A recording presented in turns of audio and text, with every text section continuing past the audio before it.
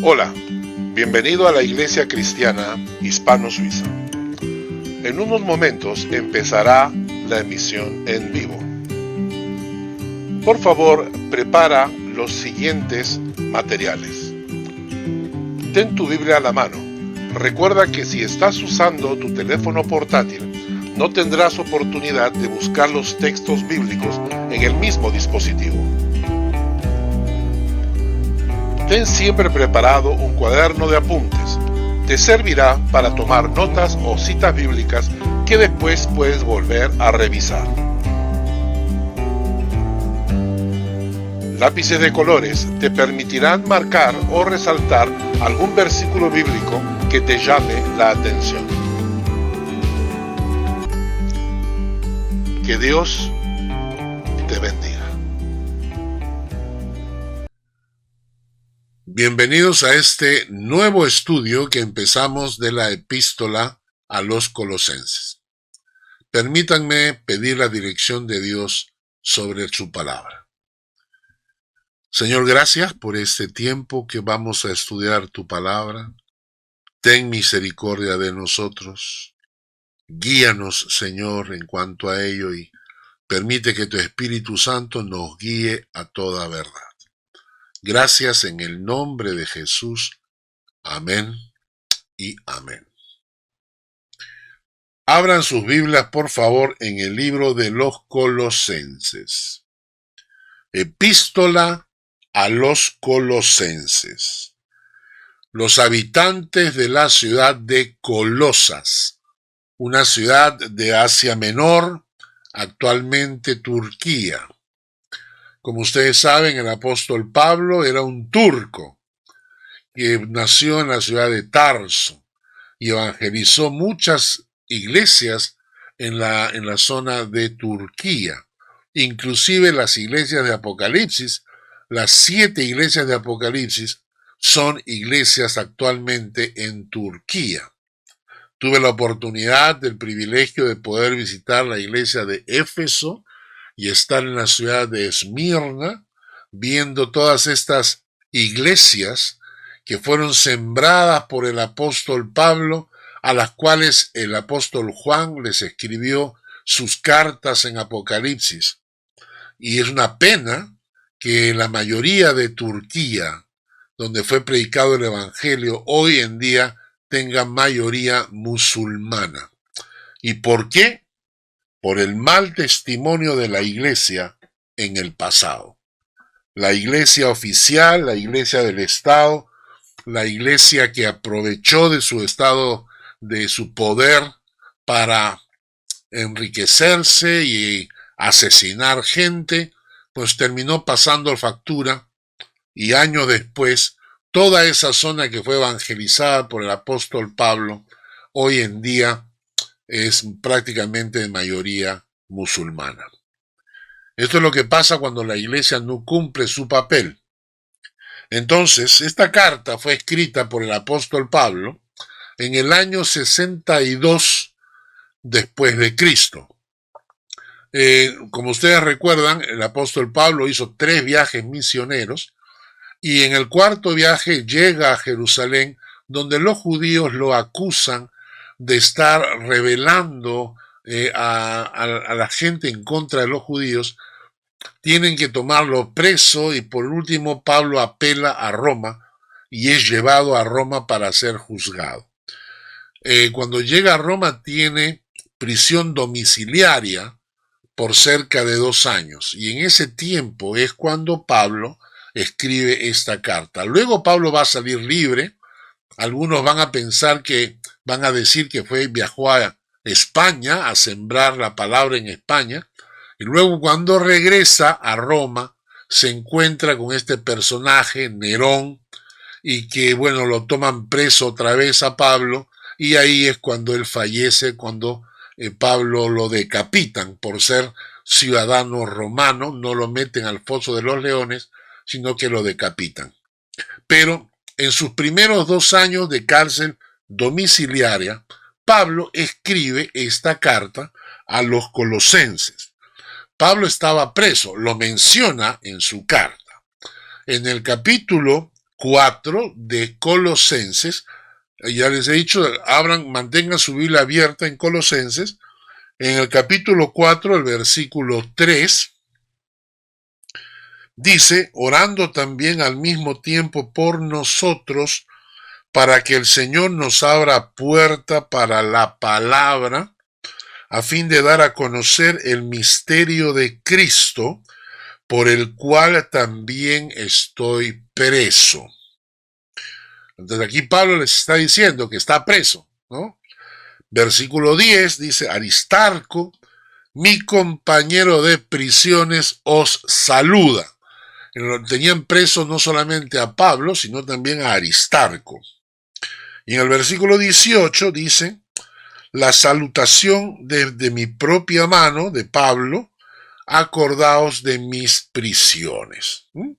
Así que Pablo, cuando escribe la carta, está preso. Pablo, el hecho de estar preso no lo limita para seguir evangelizando. Impresionante, ¿no?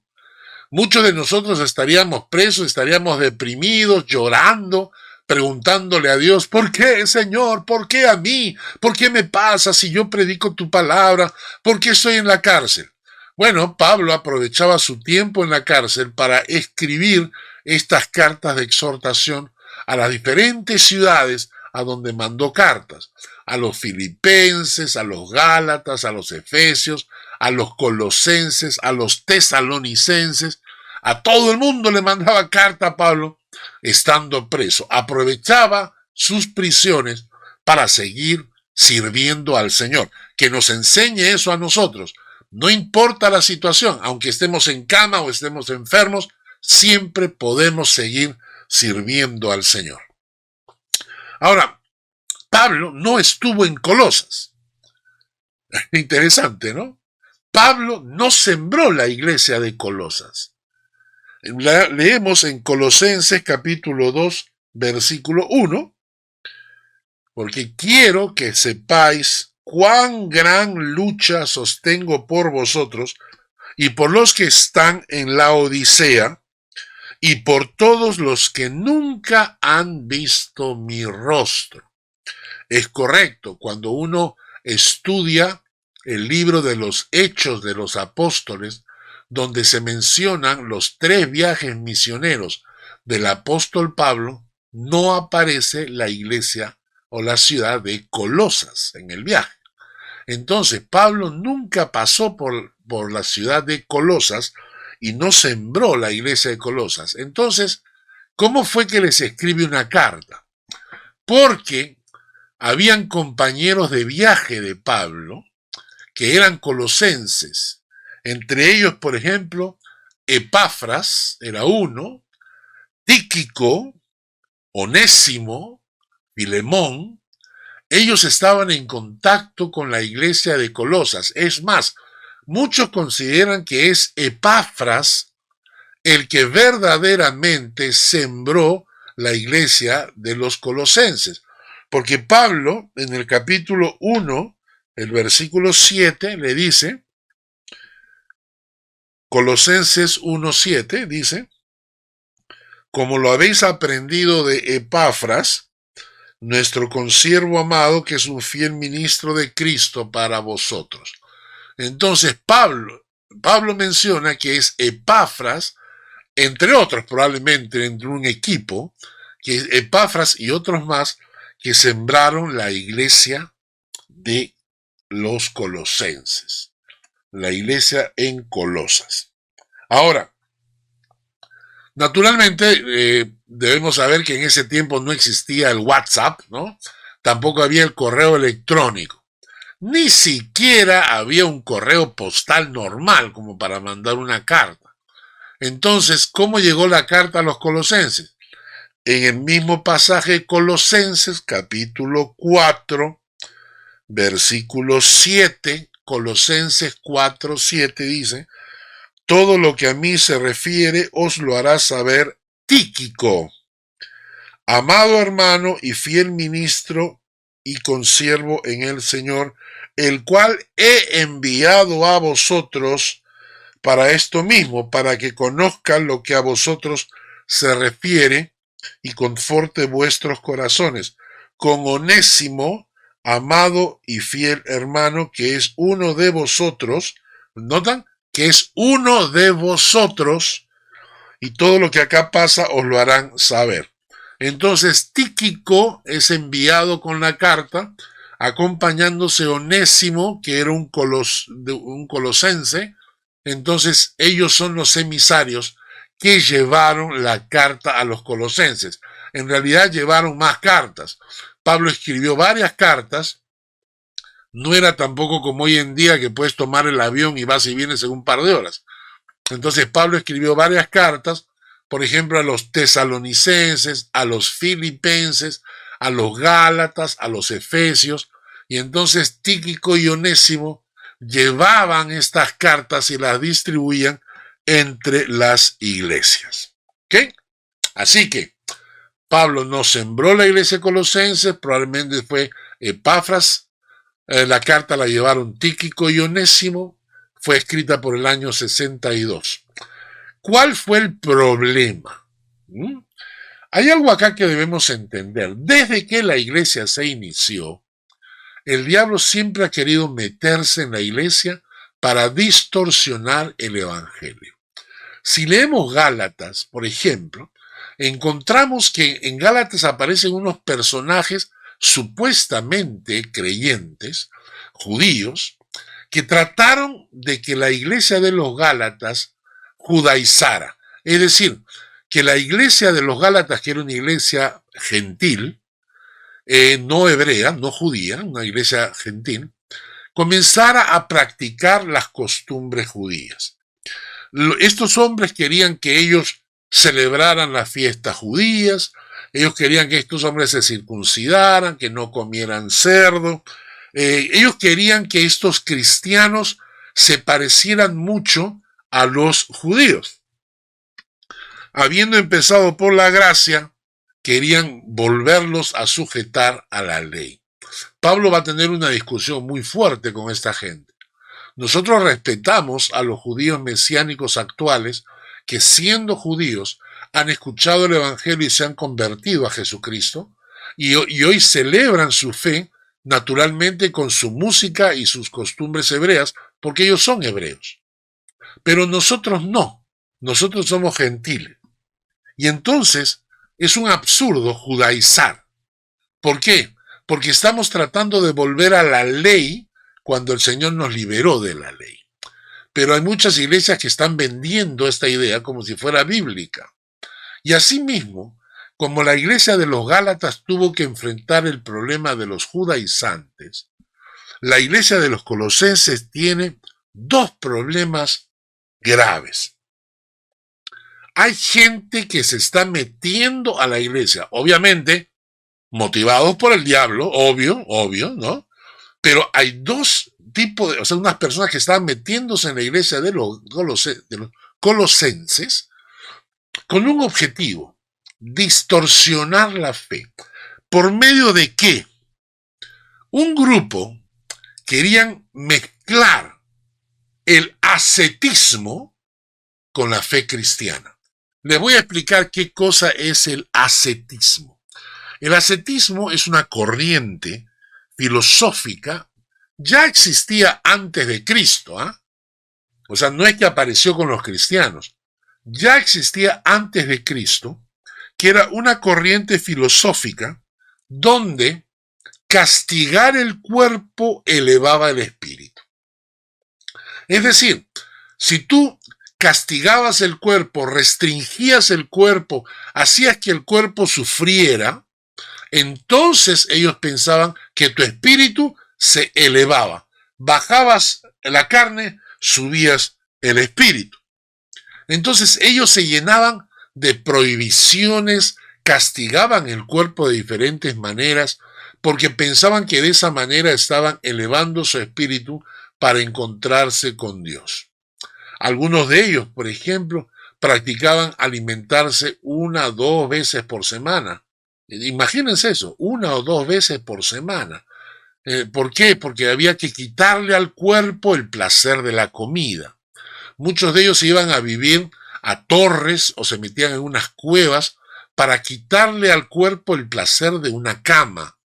Y este era el concepto. El concepto era, yo castigo el cuerpo y eso me hace más espiritual, ¿no? A través de los años, este concepto siempre se ha mantenido metido en la iglesia, a veces solapadamente, pero siempre metido en la iglesia. Yo sé de personas que creen que cuando le hacen un pedido a Dios, entonces ellas le ofrecen un sacrificio para que Dios le conceda su pedido. Tienen un hijo enfermo, entonces quieren que Dios les conceda sanidad para su hijo enfermo y entonces le ofrecen algún tipo de sacrificio.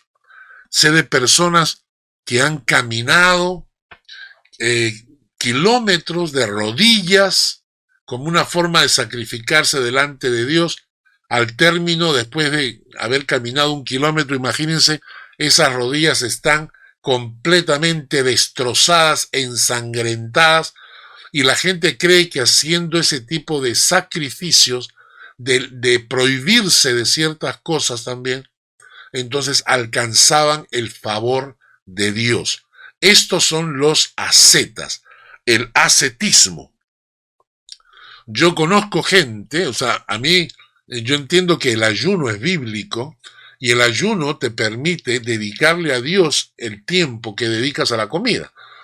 Estás tan ocupado, estás tan atareado que ya no tienes tiempo para orar. Entonces, haces un ayuno y dices, yo voy a hacer un ayuno y en lugar de comer, me dedico a orar y buscar el rostro de Dios. Pero no lo haces como un sacrificio, sino lo haces como una forma de buscar a Dios. Pero yo he escuchado de mucha gente al interior de la iglesia que utiliza el ayuno como una forma de castigo. Gente que me ha dicho, voy a hacer ayuno de café.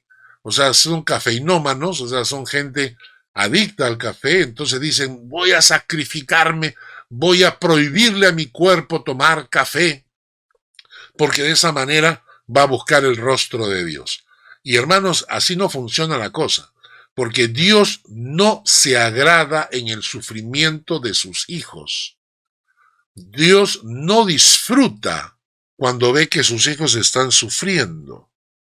Entonces, cuando yo hago este tipo de conceptos, cuando yo digo, voy a castigar el cuerpo, voy a prohibirle a mi cuerpo una serie de cosas, ¿para qué?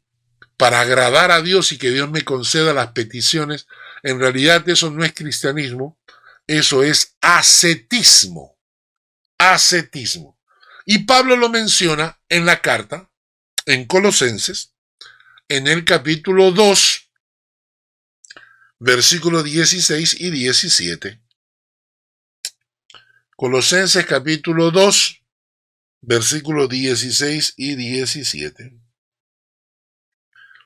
Por tanto, nadie os juzgue en comida o en bebida, o en cuanto a días de fiesta, luna nueva o días de reposo, todo lo cual es sombra de lo que ha de venir, pero el cuerpo es de Cristo. Nadie os juzgue en comida o en bebida. Esto no se come, esto no se toma. Hay que limitar este tipo de cosas que son placeres en la vida. En el versículo 20 dice, Colosenses 2:20 dice, pues si habéis muerto con Cristo en cuanto a los rudimentos del mundo, ¿por qué, como si vivieseis en el mundo, os sometéis a preceptos tales como no manejes, no gustes, no toques, en conformidad a mandamientos y doctrinas de hombres, cosas que todas se destruyen con el uso? Tales cosas tienen a la verdad cierta reputación de sabiduría en culto voluntario. Cierta reputación de sabiduría en culto voluntario, en humildad y en duro trato del cuerpo, pero no tienen valor alguno contra los apetitos de la carne. Lo que Pablo está diciendo es, no es que está bien, pues tampoco, o sea, yo puedo decir, voy a limitar mi ingesta de alimentos como las carnes rojas. ¿Por qué? Porque puede tener problemas y puede entrar cáncer en el colon, en no sé qué más, O por ejemplo, no voy a comer mucha grasa porque eso me da colesterol. O por ejemplo, no voy a tomar mucho café porque tiene cafeína. O puedo limitarme, pero como dice Pablo, eh, esto es pura sabiduría en culto voluntario, en humildad y en duro trato del cuerpo. Es decir, yo mismo voluntariamente decido hacerlo. ¿Para qué? Para cuidar mi salud. Eso está bien. Pero lo que Pablo dice al final es, pero no tienen valor alguno contra los apetitos de la carne. Es decir, que yo deje de comer grasa, de que yo deje de comer un chorizo, o que yo deje de comer mayonesa, o todo ese tipo de cosas, son buenas para mi cuerpo, pero no tienen nada que ver con los apetitos de la carne, con mi parte espiritual. Entonces, el primer problema que le cuentan a Pablo, el propio Epafras, le cuenta a Pablo que esta gente se estaba metiendo en la iglesia.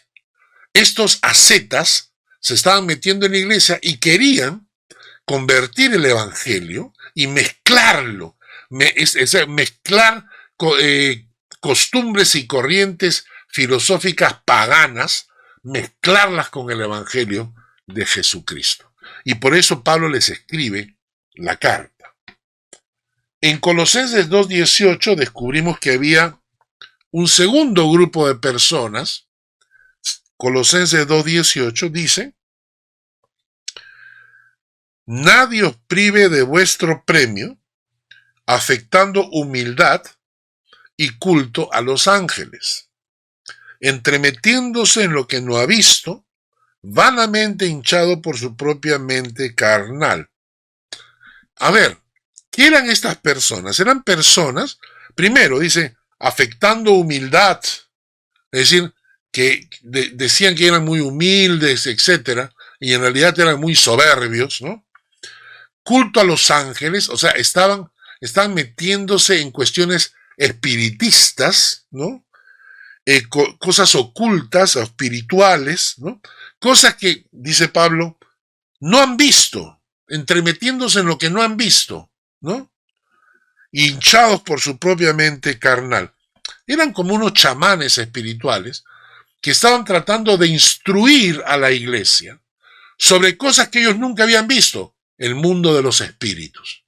Un tipo de control de las partes de las áreas espirituales, más o menos como una chamanería, como un tipo de brujería. En otras palabras, la iglesia de los colosenses estaba siendo infiltrada por estas corrientes del mundo que estaban tratando de mezclarse con la fe cristiana. Ese sincretismo de pensamiento es a lo que Pablo va a atacar. Ahora, si bien es cierto, los colosenses tenían este problema con los ascetas, maltratar el cuerpo para elevar el espíritu, o también con estos místicos, brujos, chamanes metidos en cuestiones espiritistas, ¿no? Hoy en día nosotros tenemos algo muy similar.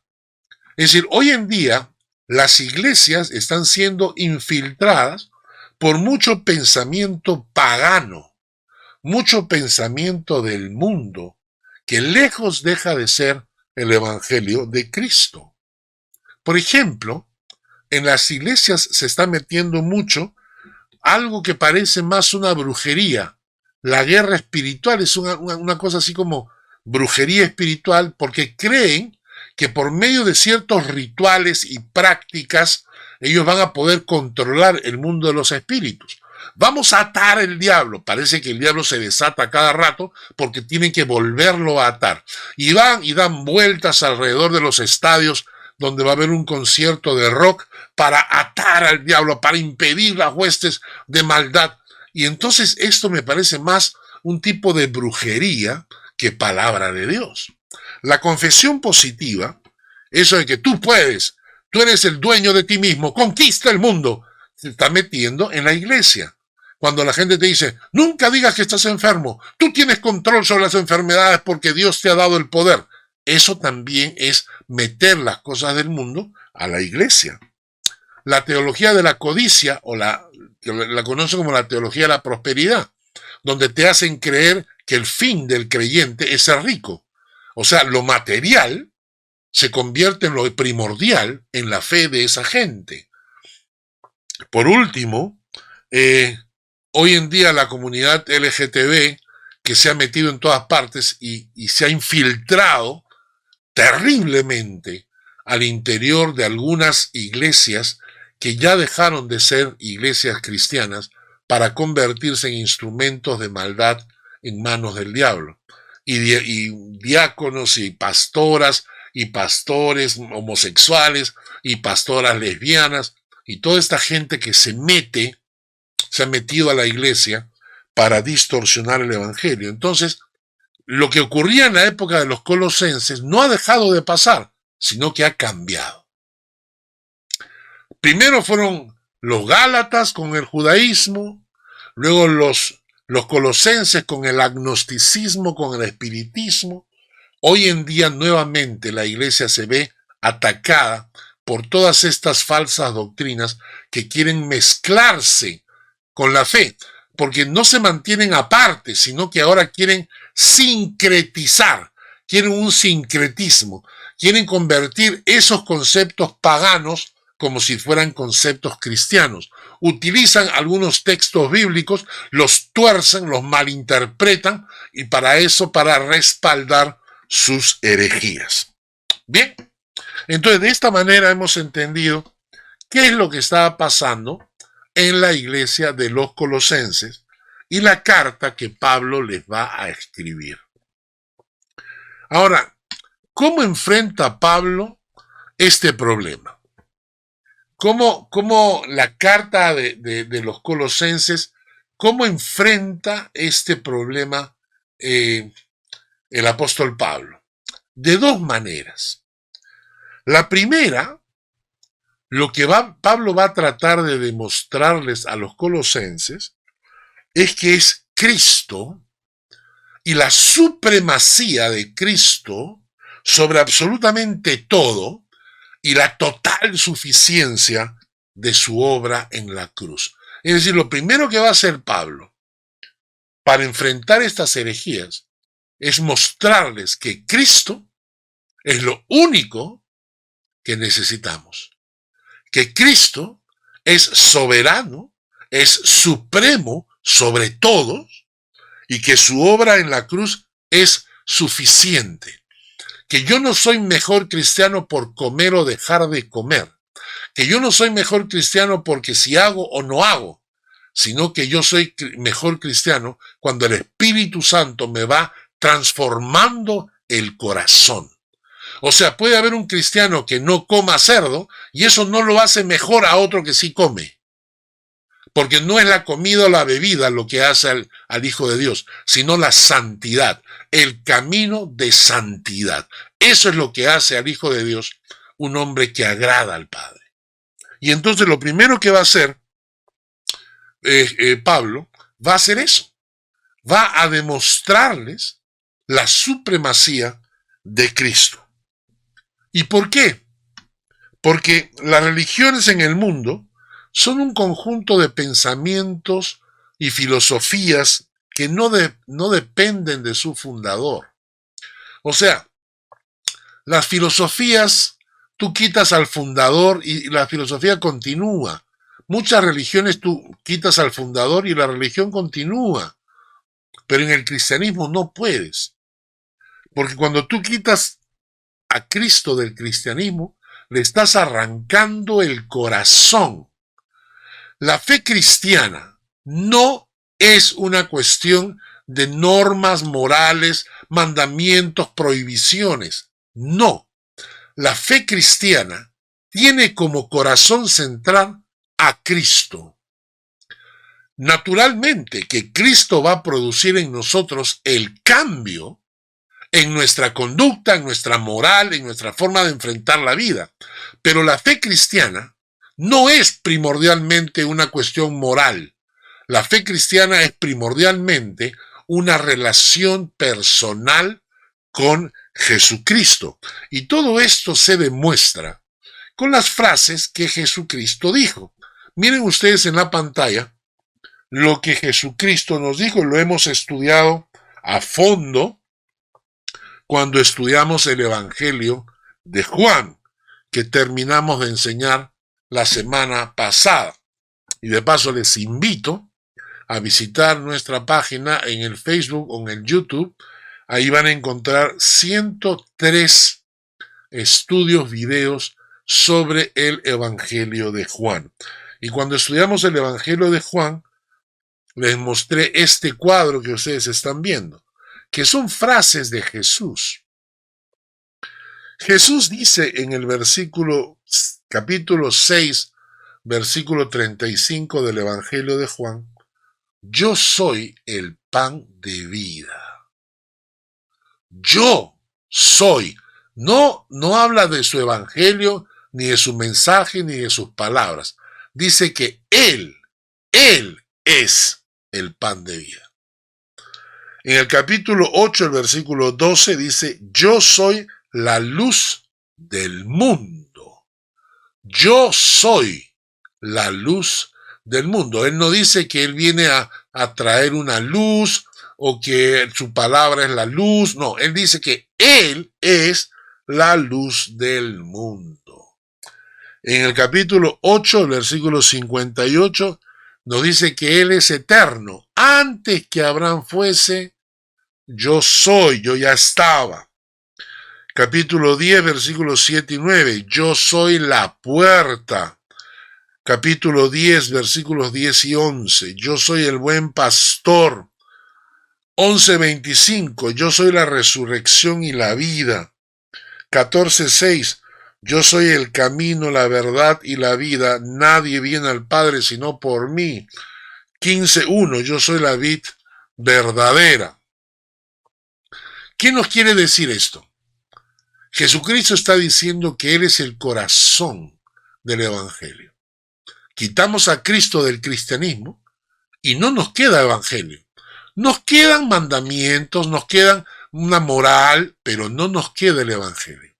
Porque el evangelio de Jesucristo tiene a Cristo como el corazón. Y todo esto es lo que Pablo quería decir, que cuando tú tienes a Cristo en tu corazón, entonces es Cristo el centro y es Cristo el que produce en nosotros todo el cambio. Cristo es suficiente para nosotros. Cristo es suficiente para nosotros. La segunda cosa que va a hacer Pablo en el libro de los Colosenses para contrarrestar estas falsas doctrinas es hablar acerca de lo que Cristo produce en nosotros. O sea, ¿qué es el Hijo de Dios? ¿Qué llegamos a ser cuando Cristo vino a nuestro corazón? ¿Qué ocurre en nuestras vidas cuando Cristo vino a nuestro corazón? ¿Y por qué lo hace así? Porque como Cristo es el centro del Evangelio, ¿qué hace Cristo cuando viene a mi corazón? Es suficiente. No necesito esa corriente ascetista de que no hagas, no comas, no pongas, porque eso no me hace más espiritual. Lo que me hace espiritual es la obra de Cristo en mi corazón. Entonces, la segunda cosa que va a hacer Pablo va a mostrarnos y recordarnos lo que somos en Cristo, lo que Cristo ha hecho en nosotros. Y quiero que tomen nota en este momento. Acá en la mano derecha voy a comenzar a pasar una serie de versículos que yo les recomiendo escribirlos, apuntarlos, para luego poder leerlos tranquilamente en oración y dejar que el Espíritu Santo les hable y les fortalezca el alma, sabiendo quiénes somos en Cristo. En primer lugar, en Juan capítulo 1, versículos 12 y 13 dice, Juan 1, versículos 12 y 13. Mas a todos los que le recibieron, a los que creen en su nombre, les dio la potestad de ser hechos hijos de Dios. los cuales no son engendrados de sangre, ni de voluntad de carne, ni de voluntad de varón, sino de Dios. Es decir, no son engendrados de sangre. ¿Por qué? Porque si yo llego a ser hijo de Dios, eso no significa que mis hijos heredan eso. No es por sangre, no se hereda por sangre. Tampoco de voluntad de carne, es decir, yo quiero ser hijo de Dios y listo, con tu voluntad es suficiente. Sino de Dios. Para llegar a ser hijo de Dios tiene que intervenir el Espíritu Santo. Pero ¿notan eso? Yo soy hijo de Dios. Y los que somos padres entendemos perfectamente qué significa esto. Yo puedo ser pastor, yo puedo querer mucho a la gente que me rodea y listo, pero, si alguien quiere hacer daño a mis hijos, se mete conmigo. El que insulta a mis hijos me insulta a mí. El que hace doler a mis hijos me hace doler a mí. Y si yo como padre humano siento esto, ¿cuánto más Dios? Entonces, si yo soy hijo de Dios, Dios es mi padre, Dios me cuida, Dios me protege, bajo sus alas estoy seguro. ¡Qué privilegio! Soy hijo de Dios. Otro versículo en Juan 15:15. Dice, ya no os llamaré siervos, porque el siervo no sabe lo que hace su Señor. Los he llamado amigos, porque todas las cosas que oí de mi Padre os las he dado a conocer. Yo tengo muchos amigos acá en Suiza y en el Perú. Amigos a quienes amo y respeto mucho. Y yo sé lo que vale una amistad. Tengo amigos que yo sé que si yo pidiera cualquier tipo de ayuda, ellos estarían dispuestos a ofrecerme su ayuda. Y cuando Jesucristo dice, ya no los voy a llamar siervos, sino amigos, ¿entiendes lo que significa eso para tu vida? En Romanos 5:1 dice, justificados pues por la fe, tenemos paz para con Dios por medio de Jesucristo. ¿Qué significa eso? Que he sido justificado delante de Dios por la obra de Cristo. Yo soy una persona pecadora. Yo he ofendido a Dios muchas veces. No solamente a Dios. He ofendido a mi madre, a mis familiares, a mi esposa. He ofendido a mucha gente. Pero Dios en su misericordia, por la sangre de Cristo, me limpió de mis pecados y me limpió de mi historial de pecados. Y por eso me puede justificar delante de Dios. Puede presentarme delante de Dios y decir, Carlos es justo. Y Dios dice, efectivamente, Carlos es justo. ¿Por qué? Porque no veo que tenga pecados. No ha cometido pecados, está limpio. Claro, en el fondo, Jesucristo y yo sabemos que soy limpio por la sangre de Cristo. Pero para los ojos de Dios, soy una persona justa. Él me ha justificado. 1 Corintios 6:17 dice, el que se une al Señor, un espíritu es con él. El que se une al Señor, un espíritu es con él. ¿Sabes tú que Dios y tú son uno si es que tú te has unido con él? Dios y tú son uno. Por eso vas a vivir la vida eterna con el Señor. Porque estás unido al Padre. Estás unido al Padre. Y el tomar café o dejar de tomar Coca-Cola nunca te separará del amor de Dios. Nunca. ¿Entiendes? Sigamos. 1 Corintios 6:20 dice, habéis sido comprados por precio. Glorificad pues a Dios en vuestro cuerpo y en vuestro espíritu, los cuales son de Dios. ¿Qué nos dice acá? Que he sido comprado por precio. Cuando a veces hacemos unas conferencias y le decimos a la gente, es gratis, es gratis. Entonces la gente no agarra responsabilidad, ¿no es cierto? Ah, es gratis, voy si me da la gana, si no me da la gana me quedo en mi casa. No, porque es gratis, pues, como es gratis, no importa. Pero cuando te cuesta dinero, si te inscribes en una conferencia y pagas, entonces vas a ir porque no quieres perder una conferencia que te ha costado. Nosotros hemos sido comprados por precio. Nosotros no hemos sido comprados gratis por el Señor. El Señor ha pagado un precio, su sangre.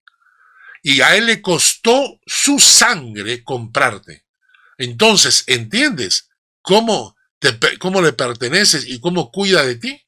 Él te ha comprado a precio de su propia sangre. ¿Tú crees que te va a dejar tirado de lado? ¿Tú crees que no va a escuchar tus oraciones? Él te ha comprado y para comprarte tuvo que pagar con su sangre para que veas lo valioso que eres en el corazón de Dios. Sigamos avanzando. En 1 Corintios 12:27 nos dice que soy parte del cuerpo de Cristo. Parte del cuerpo de Cristo. En Efesios 2:18 dice, porque por medio de Él los unos y los otros tenemos entrada por un mismo espíritu al Padre. ¿Sabes tú que por la obra de Cristo en la cruz tienes entrada al trono de Dios? A mí como pastor, ¿cuántas veces me han dicho, ay pastor, ore por mí, usted está más cerca de Dios? No es verdad, no es verdad. Cada hijo de Dios tiene entrada al Padre. Tú puedes levantarte en la mañana a buscar a Dios en oración y entrar al trono del Padre. Tienes entrada. No lo tiene la gente del mundo, no. Tú lo tienes por Jesucristo. Colosenses 1:14 dice, en quien tenemos redención por su sangre, el perdón de pecados. ¿Sabes qué significa ser perdonado? Cuando cometes un error grave y solamente Dios te puede perdonar, cuando sabes, el mundo te lo va a sacar en cara, quizás el mundo te lo va a recordar, pero cuando sabes que Dios te ha perdonado tus pecados, te sientes libre de esa carga. Cuando llegues a la presencia de Dios, no tendrás una carga de pecado sobre tus hombros. Colosenses 2:10. Vosotros estáis completos en Él, que es la cabeza de todo principado y potestad. Se te murió el esposo, ay, no puedo vivir sin él. Busca a Cristo. Perdiste un padre, perdiste un hijo, perdiste un trabajo, perdiste un amigo. No importa, busca a Cristo. En Él te sentirás completo, porque estáis completos en Él. No necesito de nada ni de nadie. Filipenses 3:20.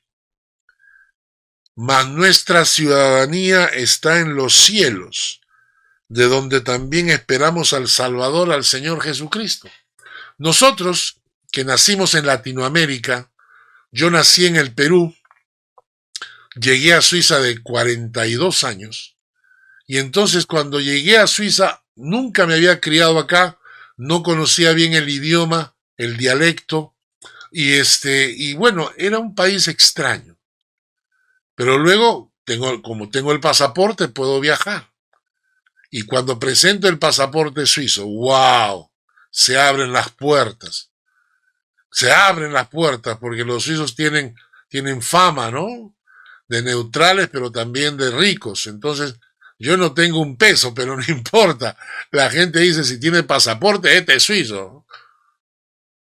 Pero más que eso, dice el texto, que yo soy ciudadano celestial. Y eso es lo que tiene más valor en mi vida. En Hebreos 4:16 dice, acerquémonos pues confiadamente al trono de la gracia para alcanzar misericordia y hallar gracia para el oportuno socorro. Puedes acercarte confiadamente al trono de la gracia. Al trono de la gracia. ¡Qué precioso! Porque por lo que Cristo está en tu corazón, puedes acercarte confiadamente al trono de la gracia, al trono de Dios.